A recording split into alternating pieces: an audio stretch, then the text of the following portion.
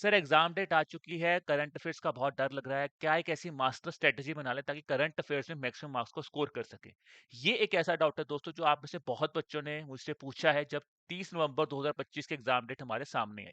अब देखिए दोस्तों, आज की इस वीडियो में हम डिस्कस करेंगे सबसे पहले जो कॉमन डाउट्स आपके मन में आ रहे होंगे। सर अब इस पॉइंट ऑफ टाइम पे कितने महीनों को टारगेट करें। दूसरा, सर कौन से सोर्सेज को टारगेट करें। सर इतनी ज्यादा डायमेंशंस आती हैं करंट अफेयर्स में, सर कौन सी डायमेंशंस को हम सर फॉलो करें, पकड़े कि सर इसको अच्छी तरह करके जाए कि इनको तो बिल्कुल नहीं छोड़ना, बिकॉज यहाँ से क्वेश्चन ज्यादा आते हैं। फिर दोस्तों आपके मन में आएगा कि सर कौन सी ऐसी रिटेंशन स्ट्रेटजी को फॉलो करें कि सर कौन से फ्लैश कार्ड्स बनाएं, माइंड मैप्स बनाएं, फ्लो चार्ट्स बनाएं, कैसे बनाएं, सर कितने मॉक टेस्ट करें, मॉक टेस्ट को कैसे एनालाइज करना है, कैसे रिवाइज करना है। वो सब कुछ दोस्तों आज की इस वीडियो में मैं आपके साथ डिस्कस करूंगा दोस्तों, सो एंड तक बने रहिएगा। अब दोस्तों वीडियो को शुरू करने से पहले आप सबके लिए एक इंपॉर्टेंट इन्फॉर्मेशन जो कि है हमारी गाइड बुक के रिगार्डिंग दोस्तों। अगर आप दोस्तों ईपीएफओ के ईओए और एपीएफसी एग्जामिनेशन की तैयारी कर रहे हैं तो मैं दोस्तों आप सबको बोलूंगा कि गाइड बुक आपके पास जरूर होनी चाहिए दोस्तों, बिकॉज यहाँ पे सबसे पहली चीज जो आपको करनी है वो है पीवाईक्यूज। तो वो आपको कहाँ से मिलेंगे, वो आपको मिलेंगे इस गाइड बुक से दोस्तों। बिकॉज अगर आपने अभी तक पीवाईक्यू एनालाइज नहीं किया है दोस्तों तो वो तो सबसे पहला पॉइंट है। मैक्सिमम मार्क्स तभी होंगे अगर आप पीवाईक्यूज को एनालाइज करोगे।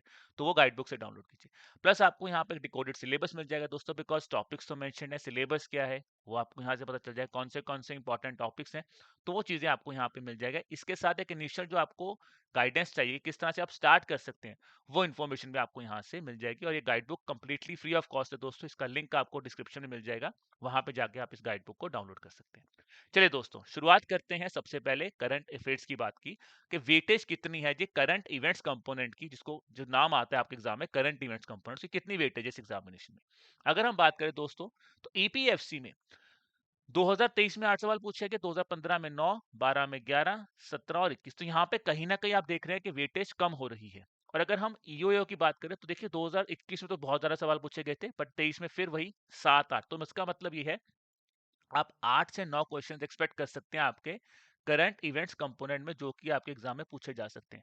Which is a very good advance, which is a very good weightage, मैं ये बोलूंगा दोस्तों, बिकॉज इस एग्जाम में इतने ज्यादा कंपोनेंट्स हैं। तो अगर 8-9 क्वेश्चन आपको करंट अफेयर से देखने को मिल रहे हैं तो इसका मतलब यहाँ पे आपको काफी मेहनत करनी पड़ेगी इन 8-9 मार्क्स। और ये सिर्फ 8-9 मार्क्स की बात मत कीजिए, इसमें से काफी चीजें आपके जो बाकी कंपोनेंट्स है, जैसे पॉलिटी आप पढ़ रहे हैं, आप हिस्ट्री पढ़ रहे हैं, आप इंडियन कल्चर पढ़ रहे हैं दोस्तों, उसके अलावा अगर मैं बात करूँ आप साइंस एंड टेक्नोलॉजी पढ़ रहे हैं, तो वहां पे भी अगर आप देखोगे तो डायरेक्ट इन्फ्लुएंस नहीं है, बट इनडायरेक्टली अगर हम बात करें दोस्तों तो करंट इवेंट से ही बहुत चीजें रिलेट होती हैं। आप चीजें करंट इवेंट्स में पढ़ेंगे, आप करंट अफेयर्स में पढ़ेंगे, बट वहां से क्वेश्चन आपको आपके स्टैटिक कंपोनेंट में देखने को मिलेंगे। तो इसका मतलब क्या है दोस्तों कि जो कंपोनेंट है सिर्फ ये 8-9 मार्क्स के लिए इंपॉर्टेंट नहीं है, जो बाकी कंपोनेंट्स आने हैं वहां पे भी बहुत ज्यादा इंपॉर्टेंट रोल प्ले करेगा। अब आपके पहले सवाल पे आते हैं कि सर मुझे सबसे पहले क्या करना है। अगर आपने अभी तक करंट अफेयर स्टार्ट ही नहीं किया तो सबसे पहले क्या कीजिए, मैंने आपको अभी बताया है। आपको सबसे पहला काम करना है दोस्तों, पीवाईक्यूज देखने हैं। ठीक है, स्पेसिफिकली मैं बोलूंगा दोस्तों यहाँ पे 21 और 23 का एग्जामिनेशन देखना बहुत जरूरी है। और यहाँ पे 2023 का एग्जामिनेशन देखिए, बिकॉज 2015 में बोलूं 10 साल पुराना पैटर्न तो यूपीएससी नहीं फॉलो करेगा। ये देखिए, कहीं एक चीज मैं आपको और एडवाइस करूंगा दोस्तों, अगर आप लोग कर सकते हैं दैट इज आप पैटर्न यहाँ का फॉलो कीजिए, बट आप कहीं ना कहीं जो सीएससी का जो जिस लेवल के क्वेश्चंस यूपीएससी में पूछे जा रहे हैं थोड़ा सा उसके बारे में आइडिया जरूर लीजिए। बिकॉज देखिए दोस्तों, अल्टीमेटली एग्जाम यूपीएससी ने कंडक्ट करवाना, और यूपीएससी का एक हमेशा से ही यूपीएससी का एक ट्रेंड रहा है कि जिस तरह का पैटर्न यूपीएससी अपने सिविल सर्विसेज एग्जामिनेशन में रखता है, कहीं ना कहीं उस ट्रेंड को यूपीएससी बाकी एग्जाम्स में भी कंटिन्यू करने की कोशिश करता है। तो यानी कि आपको पैटर्न उस तरह का देखने को मिल सकता है, बट जो डायमेंशन है वो आपको यहाँ से देखनी अच्छी तरह देखनी है। ठीक है, तो पहला पॉइंट ये हो गया, पीवाईक्यूज करना है, प्लस इनको अच्छी तरह समझिए। और यहाँ पे दोस्तों हमने आपके लिए ऑलरेडी ये वीडियोस बनाई हुई हैं, तो आप हमारे यूट्यूब चैनल के साथ अगर जुड़ते हैं तो यहाँ पे आपको 2021 का करंट इवेंट्स का एनालिसिस, 2023 का करंट इवेंट्स का एनालिसिस, 2023 के ईपीएफसी करंट इवेंट्स का एनालिसिस ऑलरेडी यहाँ पे मिल जाएगा। पीवाईक्यूज भी मैंने आपको बोला है डिस्क्रिप्शन में है, तो उनको देखिए। ये पहला काम आपको करना है, तभी मार्क्स बढ़ेंगे, बिकॉज तब तक पेपर एनालाइज नहीं करोगे तो मार्क्स नहीं पड़ेंगे। पेपर देखना बहुत जरूरी है। पेपर देख लिया, अब जो आपका दूसरा डाउट आता है कि सर कितने महीने पढ़ूं। देखिए, डिजायरेबली यूपीएससी है तो यूपीएससी हमेशा के लिए हम आपको यही बोलते हैं आप एक साल के करंट अफेयर्स पढ़े, जो कि बहुत इंपॉर्टेंट है। बिकॉज जनरली जो हमने आपके इन दोनों एग्जाम्स में देखा है, मेजोरिटी ऑफ क्वेश्चंस आपके एक साल से आते हैं। तो इसका मतलब अगर 8-9 क्वेश्चन, जैसे 8 क्वेश्चन आए थे तो उसमें से 6 से 7 क्वेश्चन एक साल से आए हुए थे। अगर वो 7 क्वेश्चन आए तो वहां पे भी अराउंड 5 to 6 क्वेश्चन जो थे वो एक साल से आए थे। हार्डली एक या दो क्वेश्चन है जो एक साल से पहले पूछे हैं यूपीएससी ने। जनरली वो टॉपिक 1 साल में न्यूज़ में रहते हैं। बट क्या वो फिजिबिलिटी है? नहीं, बिकॉज़ हमें स्ट्रैटेजी को बहुत स्मार्टली बनाना है, बहुत प्रैक्टिकल वे में बताना है। तो मैं आपको बोलूँगा कि आपका इस पॉइंट ऑफ टाइम पे जो टारगेट मंथ्स हैं वो ये हैं। ये हैं आपके टारगेट मंथ्स जो आपको अभी टारगेट करना है। इसका मतलब अगर आप प्रिपरेशन कर रहे हैं तो कौन से मंथ्स आपको बहुत अच्छी तरह पढ़ने हैं, वो है दोस्तों जून से लेके 1 ऑफ जून से लेके 15 नवंबर तक के करंट अफेयर्स आपको बहुत ही अच्छी तरह से करने हैं, बिकॉज यूपीएससी के एग्जामिनेशन है। हमारा एग्जाम 30 नवंबर को है, तो जनरली अगर आप यूपीएससी का कोई भी एग्जामिनेशन देखेंगे तो 15 डेज प्रायर तक एक जनरल पॉइंट हम डिस्कस करते हैं, फिर 15 दिन पहले आपका एग्जाम जो है वो सेट हो जाता है। तो यानी कि 15 नवंबर तक के करंट अफेयर्स आपको अच्छी तरह पढ़ने हैं। देखिए मैं बात कर रहा हूँ अच्छी तरह, यहाँ पे कोई भी इफ एंड बट नहीं है। आप ये मत करना कि नहीं सर मैं तो जून के कुछ पढ़ लूंगा, जुलाई को क्रम पर दूंगा, ऐसा कुछ नहीं है। 6 महीने मतलब पूरा झंझोड़ दो, हर एक चीज को बहुत अच्छी तरह से पढ़ना है। ठीक है।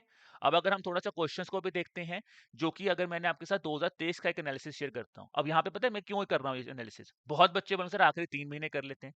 देखो यार वेटेज देखो, मैंने बोला 6 महीने करते हैं, तो टोटल यहाँ पे कितने 8 सवाल आए थे, यहाँ पे 7 सवाल आए।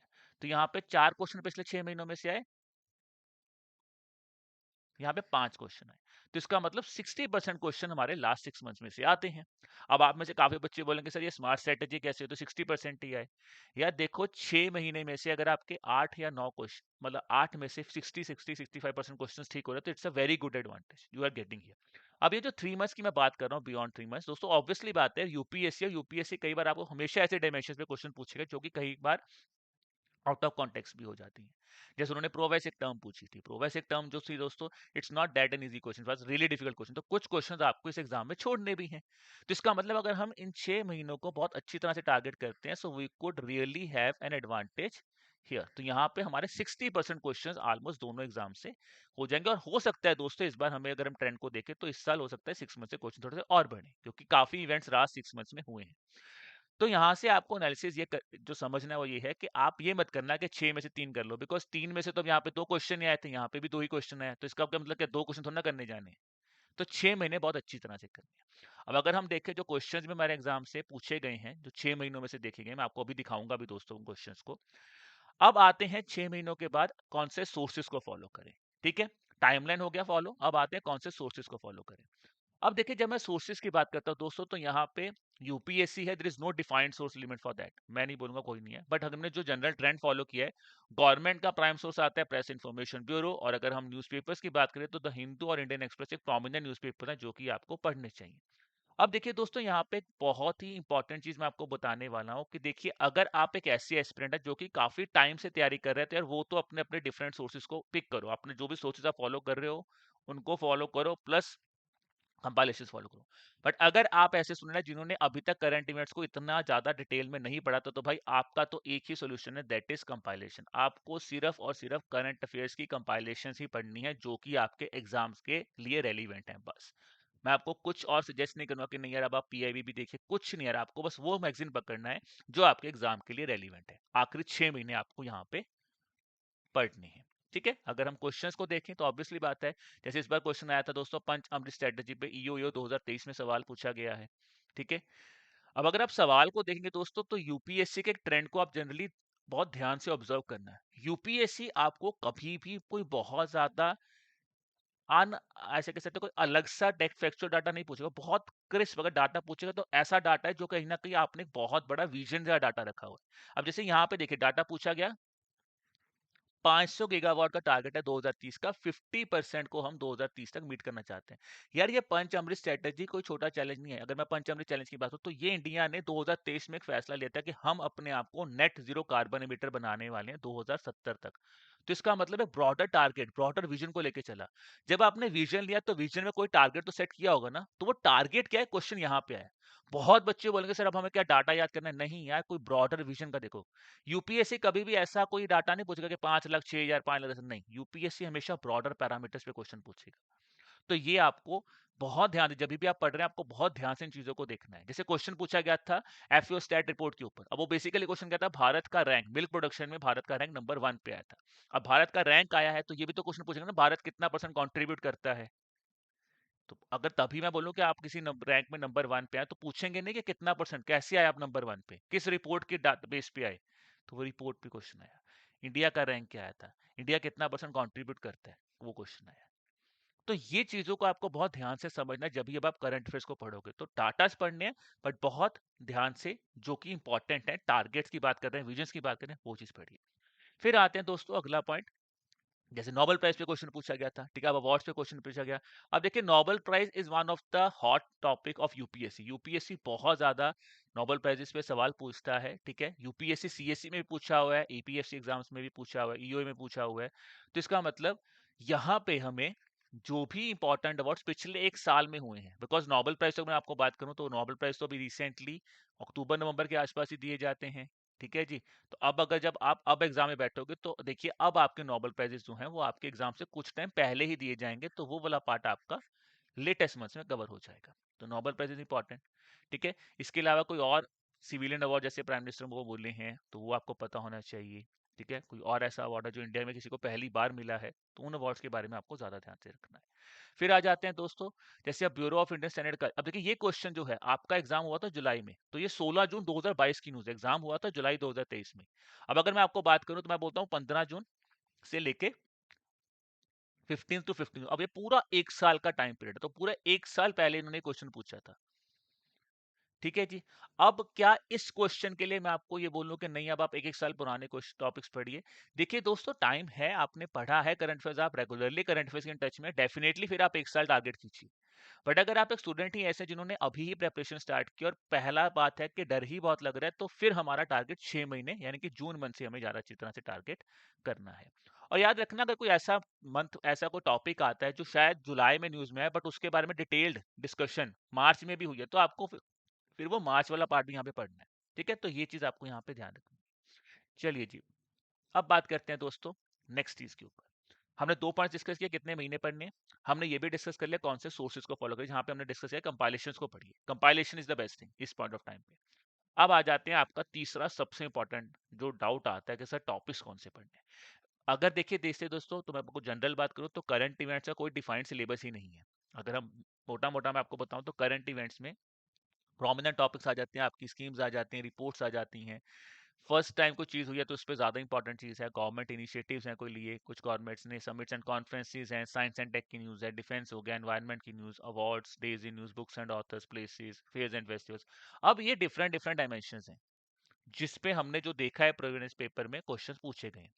अब यहाँ पे इंपॉर्टेंट पॉइंट क्या आता है कि सर क्या अब ये सारे डायमेंशंस पढ़ो, ये आपका सबसे बड़ा कंसर्न है इस पॉइंट ऑफ टाइम पे कि क्या सर सारी डायमेंशंस पढ़ो।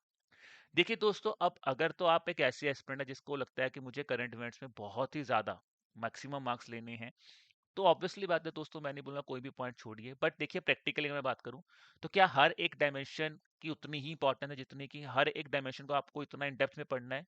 नहीं, उतना रिक्वायर्ड नहीं। तो उसमें आपको हमेशा बोलूंगा प्रायोरिटी एरियाज पे देखिए, ठीक है। प्रायोरिटी एरियाज पे फोकस करेंगे अभी, जैसे आपने क्वेश्चन जो अभी देखा भी रहा हूं मैं आपको आपकी स्क्रीन पे, फोकस करेंगे यहाँ पे प्रायोरिटी एरियाज पे कि भाई ये आपकी ऐसी डायमेंशंस हैं, अगर आपने कुछ नहीं पढ़ा है तो इन डायमेंशंस को तो अच्छी तरह, यानी कि 6 महीने अगर आप पढ़ रहे हैं और आपको लग रहा है कि सर मुझे 6 महीने में मैं सब कुछ नहीं पढ़ पाऊंगा, आप में से कुछ ऐसे पैसे 6 महीने तो मैं कर ही लूंगा बट मुझे तो सर एक साल का टारगेट करना है, मुझे आप बताइए कि अगर मैं एक साल जाता हूं तो मैं कौन सी डायमेंशन जो पिछले 6 महीने की भी पढ़ लूं।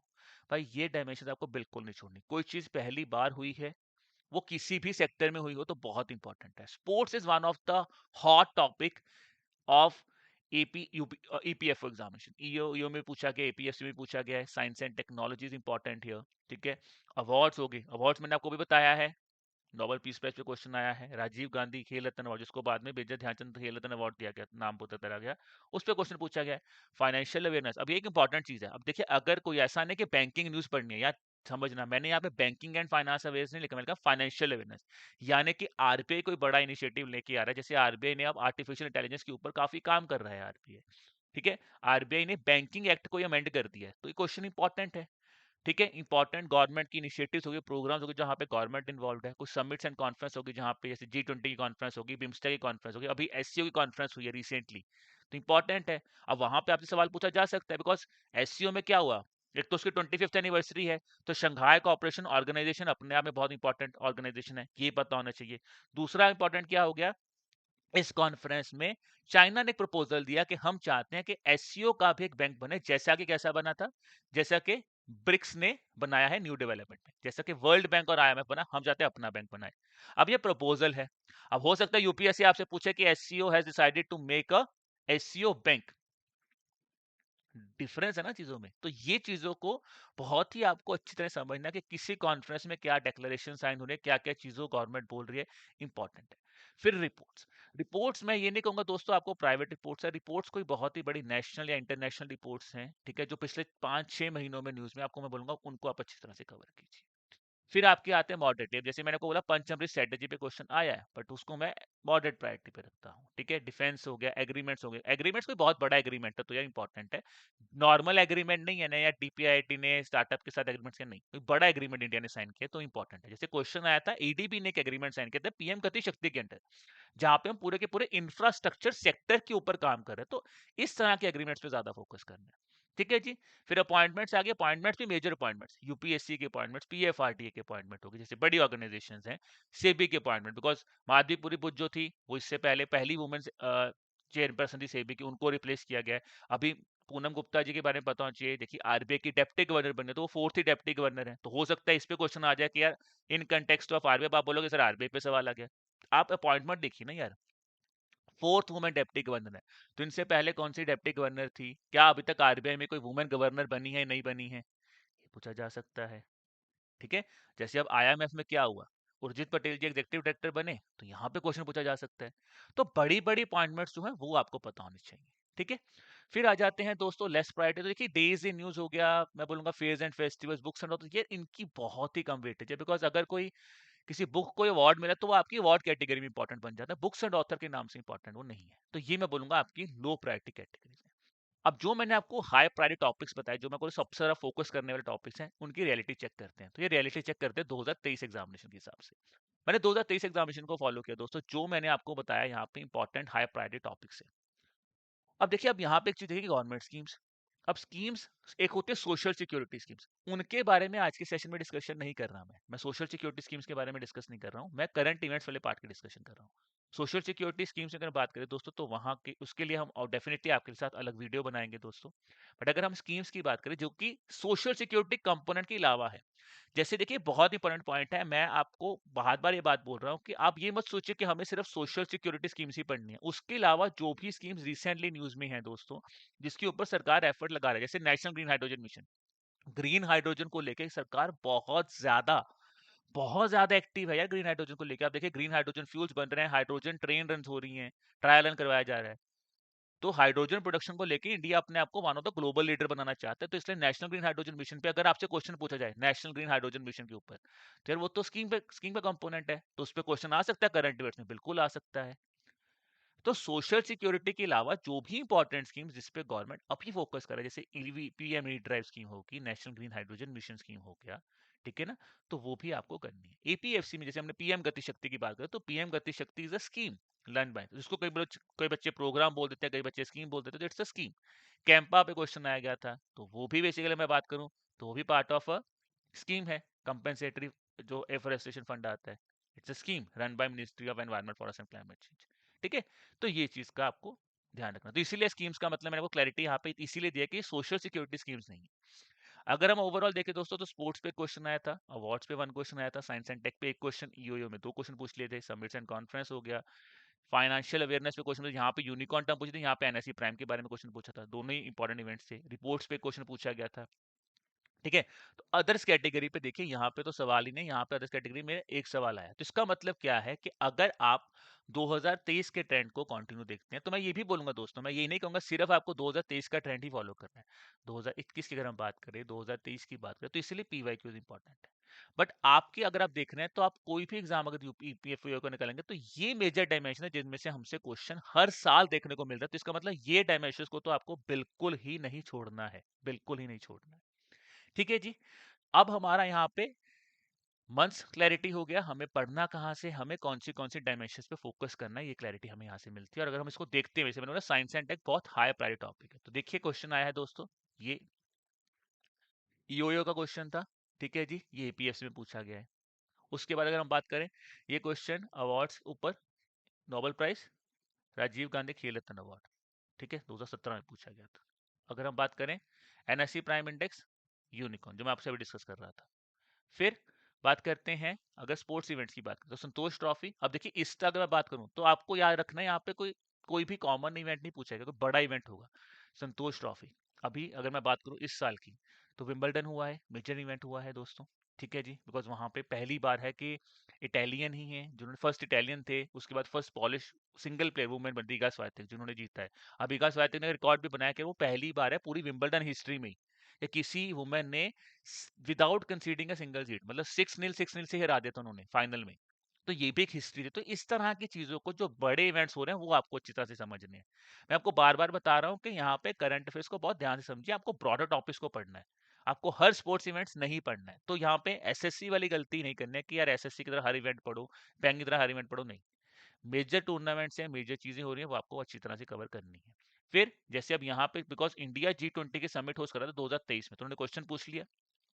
अब यहाँ पे एससीओ है, ब्रिक्स की समिट इंडिया में होने वाली है अगले साल, तो क्वेश्चन यहाँ पे आपको इन चीजों के बारे में पढ़ना है, ठीक है।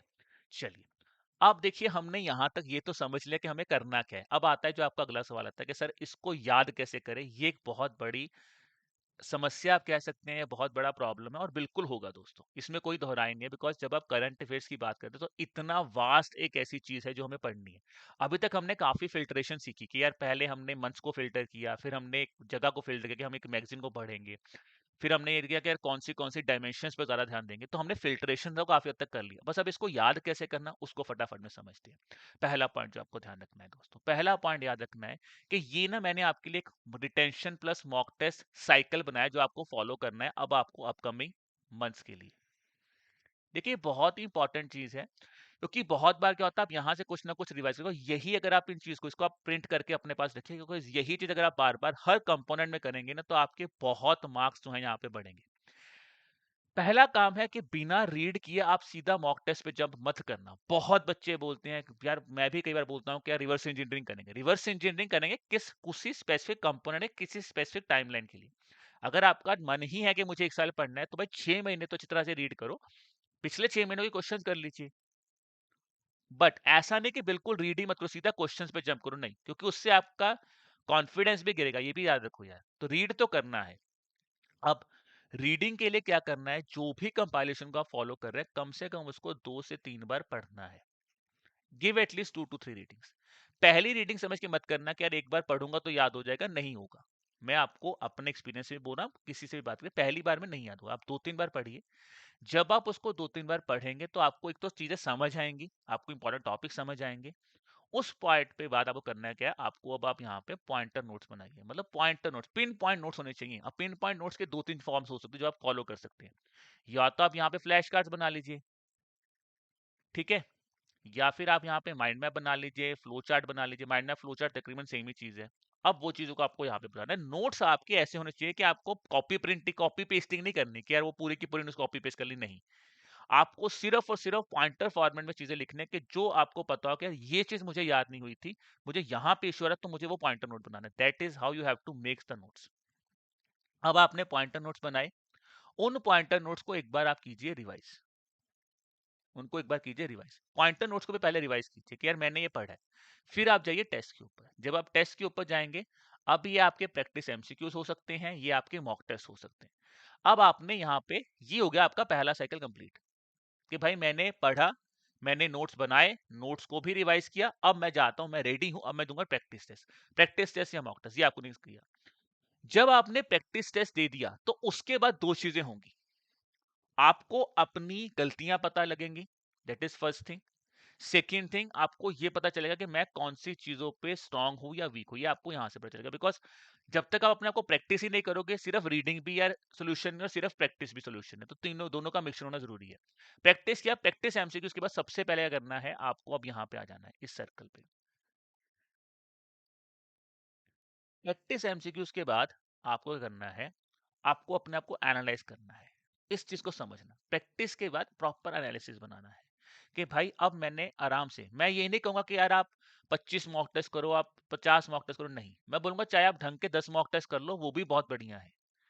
आप 10 से 15 मॉक टेस्ट भी ढंग के कर लोगे, बहुत बढ़िया है यार। मैं नहीं कहूंगा कि यार नहीं आप तो लगाओ जी 25 मॉक टेस्ट, नहीं कोई फायदा नहीं यार। मॉक टेस्ट लगाना is not the solution. Point is कि कितना बेहतर तरीके से उस मॉक टेस्ट को समझोगे, कितना बेहतर तरीके से आप क्वेश्चन सॉल्व कर रहे हो।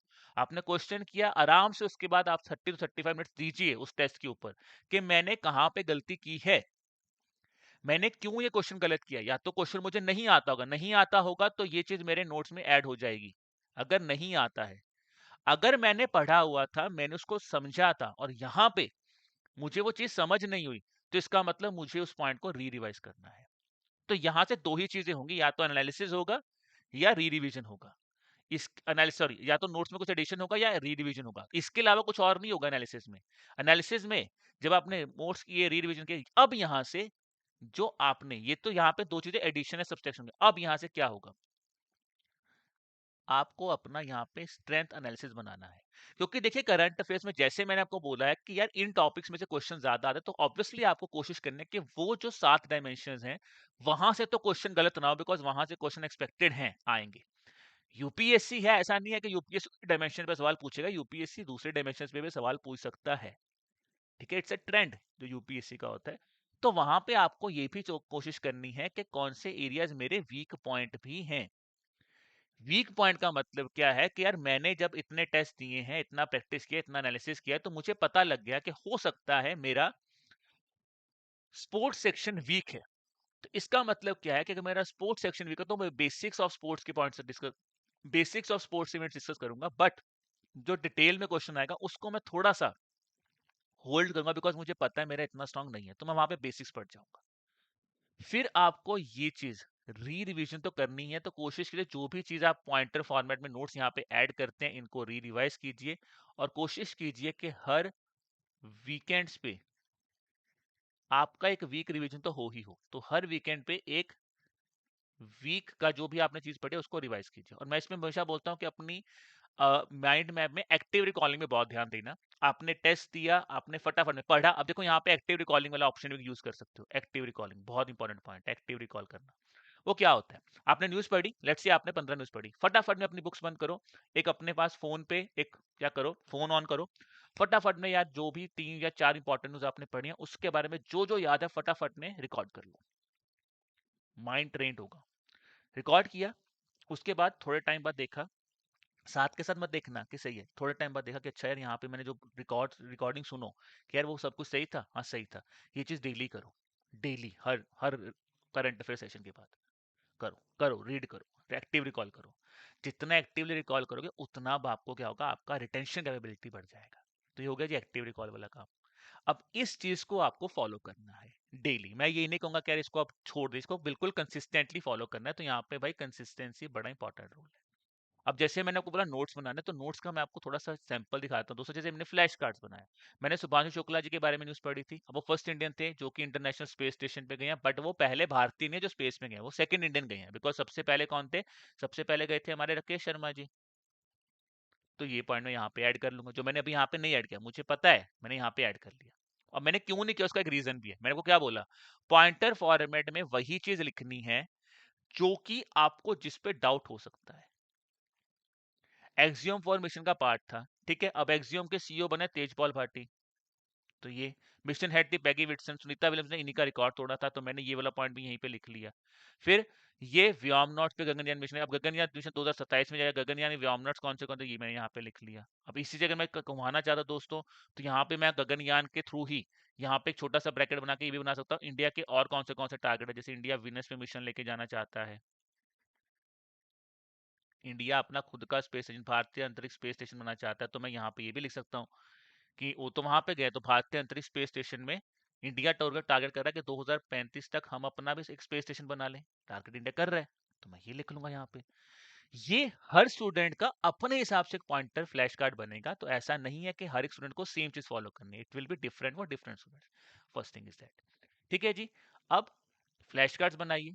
फ्लैश कार्ड्स को अब आप या तो इस पॉइंट में लिख सकते हैं, या फिर आप एक माइंड मैप फॉर्मेट में, जैसे इसको फ्लो चार्ट भी बोलते हैं, तो माइंड मैप फॉर्मेट में लिख लीजिए कि भाई मैंने मेन मेन पॉइंट्स लिख लिए। यहाँ पे मेन मेन पॉइंट्स लिख लीजिए कि भाई कौन कौन सी स्कीम लॉन्च हुई है, क्या उसका एम है, क्या क्राइटेरिया है, क्या क्या फीचर्स है। तो इसको पॉइंटर फॉर्मेट में आप फ्लो चार्ट बना के रख लीजिए यहाँ पे माइंड मैप्स के फॉर्म में। ये हर बच्चे के हिसाब से डिफरेंट होंगे, तो that I will say guys कि हर स्टूडेंट को जिस तरह से आपको ठीक लगता है आप उस हिसाब से इसको फॉलो कीजिए। ठीक है जी। अब अगर इसको कंक्लूड करें दोस्तों, तो जो मैंने सबसे पहला पॉइंट बोला कि पीवाईक्यूज को एनालाइज करो, आर्टिकल्स जो हैं आपके एग्जामिनेशन स्पेसिफिक ही पढ़ो, जो मैंने आपको इंपॉर्टेंट टॉपिक्स बताए हैं, क्रिस्प नोट्स बनाओ, मैंने फ्लैश कार्ड्स बता दीजिए, इनको बार बार रिवाइज करो, प्रैक्टिस कीजिए, मॉक टेस्ट दीजिए। ठीक है जी, पर मॉक टेस्ट के साथ एनालिसिस बहुत इंपॉर्टेंट है। तो यही एक ब्रीफ समरी है दोस्तों आज के सेशन की। बाकी अब सेशन को एंड करने से पहले दोस्तों, आप सबके लिए एक बहुत इंपॉर्टेंट इन्फॉर्मेशन। दोस्तों अगर आप अपनी प्रेपरेशन को और बेहतर तरीके से करना चाहते हैं, तो आप एडुटैप के कोर्सेज की मदद भी ले सकते हैं, बिकॉज यहाँ पे हमारा एक ही ऑब्जेक्टिव है कि आप किस तरह से एक सक्सेसफुल कैंडिडेट बन सकते हैं दोस्तों। अब इसके लिए दोस्तों अगर हम बात करें, तो हमने अभी आपके लिए अगर आप एक ऐसे स्टूडेंट है जो कि अभी लास्ट मिनट ऑफ टाइम पे आपको लगता है मुझे इंपॉर्टेंट इंपॉर्टेंट टॉपिक्स पढ़ा दिए जाए, बिकॉज सारा टॉपिक सारा मैं बोलूँ कि ए टू जेड तो बिल्कुल करना थोड़ा सा मुश्किल हो सकता है। ठीक है, तो आपको लग रहा है कि नहीं सर मुझे इंपॉर्टेंट इंपॉर्टेंट टॉपिक्स कवर हो जाएं, तो आप हमारे ईपीएफओ के ईपीएफसी और ईओ लाइव क्रैश कोर्स के साथ जा सकते हैं दोस्तों, जहाँ पे आपको लाइव क्लासेस दी जा रही हैं, concept notes, chapter wise test, full length test और सॉल्व पीवाईक्यूज आपको यहाँ पे मिलेंगे। ठीक है जी। फिर दोस्तों अगर आपको लग रहा है मुझे प्रैक्टिस करना है, तो आप टेस्ट सीरीज के साथ जाइए। अगर आपको लग रहा है कि मेरे एपीएफसी वाले कंपोनेंट्स हो चुके हैं, मुझे सिर्फ स्पेशल सब्जेक्ट जैसे स्टैटिस्टिक्स, अकाउंटेंसी, सोशल सिक्योरिटी, आयर लेबल और कंप्यूटर अवेयरनेस, ऑडिटिंग ये मैंने नहीं पढ़ा, तो आप इन कोर्सेज के साथ भी जा सकते हैं। तो दोस्तों जो भी ऑफर्स हैं वो आपको जब भी आप वेबसाइट पे जाएंगे, तो जो भी प्रेजेंट ऑफर्स आपको वहां पे मिलेंगे, आप उन ऑफर्स के साथ यहाँ पे कोर्सेज को अवेल कर सकते हैं। ठीक है, तो करना क्या है, जब मैं आपको कोर्सेज बता दिया, अब आपको करना क्या है, आपको हमारी वेबसाइट पे जाना है www.edutap.in। कोर्सेज पे जाके ईपीएफओ कोर्सेज पे क्लिक कीजिए और वहां पे जाके आप इन कोर्सेज की जो हेल्प है वो ले सकते हैं। ठीक है दोस्तों। देखिए यहाँ पे एक मास्टर कोर्स भी है दोस्तों, बट मैं आपको अगर ऑनेस्टली गाइड करूं दोस्तों, तो चाहे आप बच्चों को देखिए मास्टर कोर्स अभी इस पॉइंट ऑफ टाइम पे मैं आपको पर्सनली एडवाइस करूंगा कि मास्टर कोर्स की बजाय अगर आप दोस्तों हमारे लाइव क्रैश कोर्स पे जाएं, तो वो ज्यादा बेनिफिशियल रहेगा। रीजन ये है क्योंकि टाइम कम है। अब आपके पास टाइम कम है, तो अगर आपको लग रहा है कि नहीं मुझे तो सर टाइम चाहे कोई बात नहीं कम भी है, पर मैं तो कॉम्प्रीहेंसिव कोर्स पूरा का पूरा ही मुझे देखना है, तो yes guys you guys can also go with master course. But अगर आपको इंपॉर्टेंट इंपॉर्टेंट टॉपिक्स है, लाइव क्लासेस में जुड़ना है, टीचर्स के साथ इंटरेक्ट करना चाहते हैं, तो आप हमारे इस कोर्स के साथ भी जा सकते हैं। So, उम्मीद कर रहा हूँ दोस्तों ये वीडियो आपके लिए काफी फायदेमंद रहा होगा, जहां पे हमने डिस्कस किया कि किस तरह से हम अपने स्कोर्स को मैक्सिमाइज कर सकते हैं।